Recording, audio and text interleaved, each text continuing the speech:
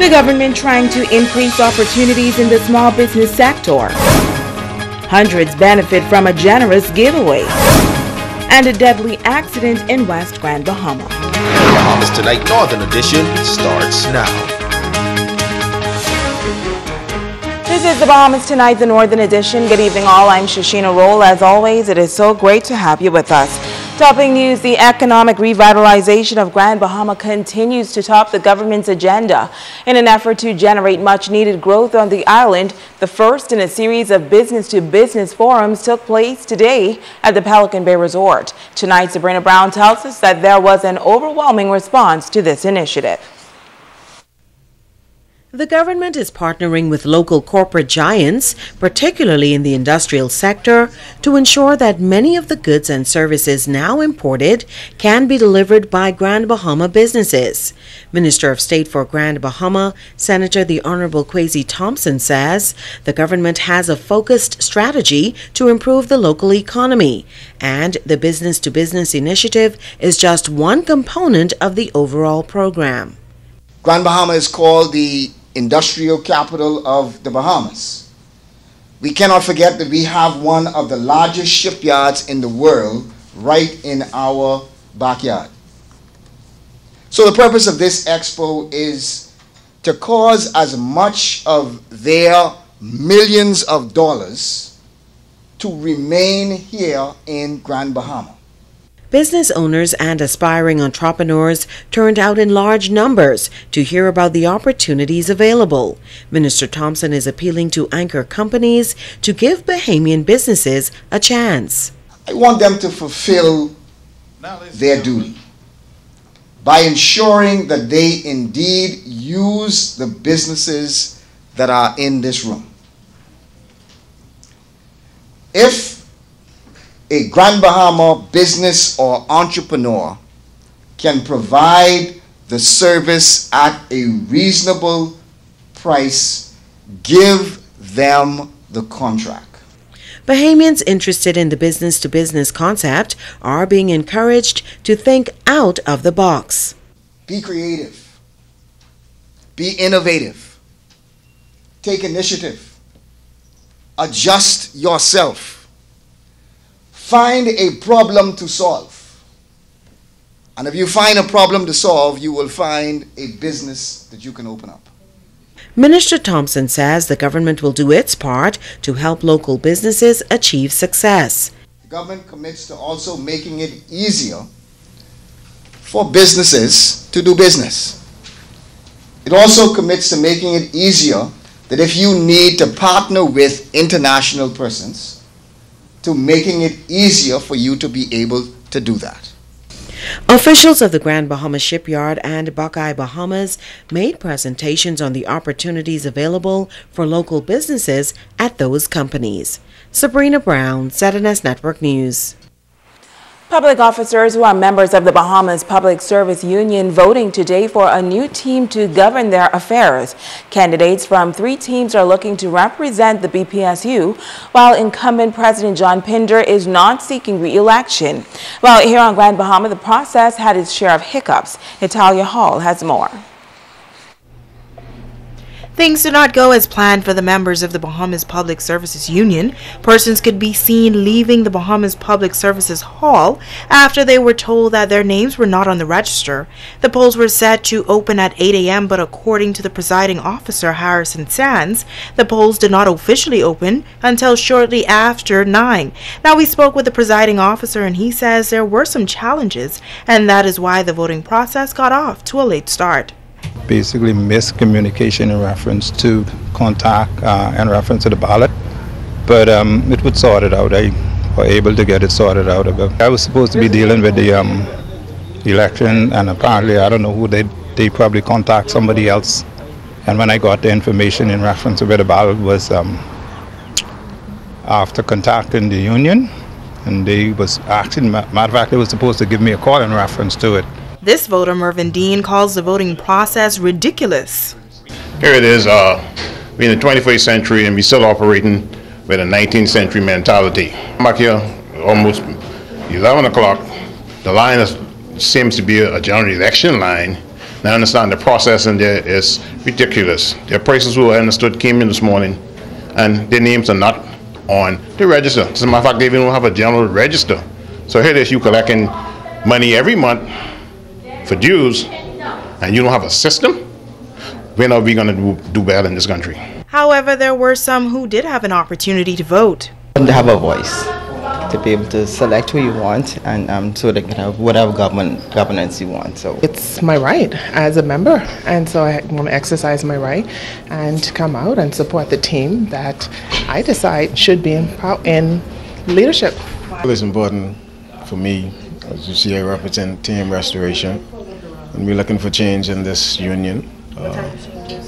Betterment, because I've been here for a while on the other team, and I think it's time for change. Reporting for ZNS Network News, I'm Natalia Hall. A group of Christian leaders electing to have a big celebration downtown Freeport yesterday. The event targeted the physical and the spiritual needs of residents. It was a down-home church service in the heart of downtown Freeport. Hundreds of persons gathered to get filled physically and spiritually while releasing their burdens emotionally. The idea of the church in the streets came from Pastor Glenn Russell, who then decided to partner with Omiko Glinton, pastor of Knowledge is Power, and the Just Shall Live by Faith Ministries. I was in church, I finished preaching a sermon, and I was dealing with Ezekiel in the Valley of Dry Bones, and I began to minister to somebody, and the song came, he's shaking you, making you, right there in your valley, prophesy, speak life. And then when I thought about doing an outreach, guess what, do something. I was thinking on a smaller scale, but then when we say prophesy, speak life, it's a declaration. But God said, I don't want you just to do it the way of just a song service, but touch the people physically and spiritually at the same time. So it's basically a street meeting gone big. He came up in my youth group, and God is doing wonders in his life, so I'm always supportive of what he's doing, but I saw the vision that he had to reach out to the people that is hurting, and that's what this initiative was all about, is to really just show the love of Christ on the streets. You know, a lot of time we do it in the church, but it's not extended in the streets, so we wanted to take the church out of the four walls and bring it in the city of Freeport and show the people that we do have their best interests at heart, and we do feel the pain that they're going through. But what they did not imagine was the amount of persons who turned up Wednesday afternoon. While they prepared for 300 persons, well over that number showed up.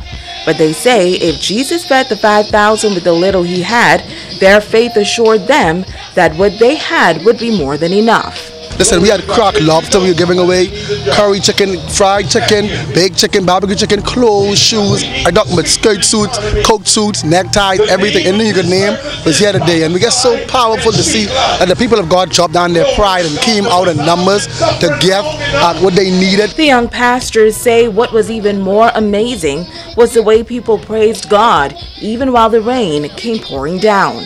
The first half an hour to 40 minutes out here, the rain was pouring, and I've seen people in the middle of the rain just worshiping God for 30-40 minutes, and it shows that the people are hungry for God. Was dancing in the rain, praising in the rain, but I know the people were going to respond, but I wasn't expecting this number, because I know we are prideful when we're ready. But I see the record numbers out here today. They say undoubtedly they are planning on holding an event similar to this one again. You always know when something needs to be done again. You just look at the impact that the first one had, and with this being the first event, I can promise you we're already planning ahead to have another one. We want to deal with the areas that need most, but we want to spread it out through all the settlements and be able to help and come out of the four walls and bring it to the people. In other news, another traffic death on the streets of Grand Bahama. The victim, a young man, was killed in the Western District overnight. Ricardo Lightborn was on that scene. Police on Grand Bahama were called to the Queens Highway, Boodle Bay area sometime after 8 p.m. Wednesday. They received a report of a traffic accident involving a gray four-door 2007 Honda vehicle. Visible were family and friends grieving. Officers on the scene locating the vehicle in nearby bushes. And quickly a crowd gathered hearing the news in the Boodle Bay area. Officer from the West End District and the traffic officials all on the scene. Officer in charge of Traffic Division Superintendent Jeremy Henfield spoke to ZNS News. The officer would have responded and on arrival would have met a small gray color vehicle off bushes onto the northern side of the roadway. non-checking the vehicle, they would have met one alone occupant, a male, who would have appeared to be lifeless at that time. And so the traffic department was called in along with the senior person from the West End police station. We came down and we are trying to put all the pieces together to see exactly what may have occurred here at this scene. Speed may have played a factor in last night's traffic accident. An appeal goes out to the motoring public to slow down, adhere to the speed limit, and always wear seat belts. The 23-year-old male driver of Boodle Bay, West Grand, Bahamas, succumbed to the injuries at the scene and was removed from the vehicle and loaded on a gurney and transported to the hospital. Just to come here tonight and see the family here, the father spoke with him earlier, and it's tragic, you know, for him to now go home with his family and knowing that his son will not be coming home. You know, it's not a good feeling at all. Even for, you know, investigators like myself and the other officers, you know, we have feelings, and, you know, surely we consider that, you know, could have been one of our family or one of our relatives. And so it's never a good feeling when you come to a fatality scene and, you know, you've lost another young life, Bahamian, male or female. You know, it's very tragic. The 2007 Honda 4-door gray vehicle was removed from the bushes by a wrecker. The death toll in the streets of Grand Bahama continued to rise. Ricardo Laibo, ZRS Network News. Stay with us. The Bahamas Tonight, the Northern Edition, continues in just a moment.